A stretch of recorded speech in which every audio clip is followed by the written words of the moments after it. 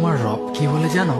তুমি যাকে আমার চাইতে বেশি ভালোবাসবে, আমি তাকেই তোমার কাছ থেকে দূরে নিয়ে যাব আর তোমাকে বড্ড একা করে রাখবো।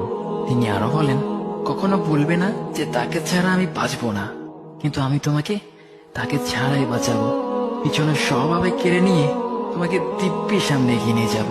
তুমি কি দেখো নি, ঋতুরাও যে 2 মাস পর পর বদলাতে থাকে, ছায়া দেয়া গাছের পাতাও তো শুকিয়ে যায়, আর যখন সবর হারিয়ে ফেলে তখন ঝরে পড়ে।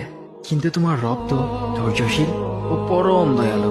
তিনি তো সেই ঝরে যাওয়া পাতার ঢাল থেকেও সবুজ পাতা গজান। তুমি কি দেখছো না তোমার স্রষ্টার এই নিদর্শন?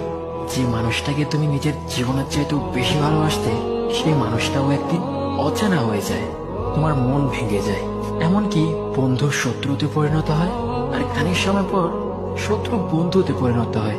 যে মানুষটাকে তুমি নিজের জীবনের অংশ ভাবতে, সেই মানুষটাও প্রতারণা করে। বুঝি না, এত কিছু হওয়ার পরেও তুমি তোমার রবকে বাদ দিয়ে সেই মানুষগুলোর উপরই ভরসা করো, যারা তোমাকে প্রতিনিয়ত কষ্ট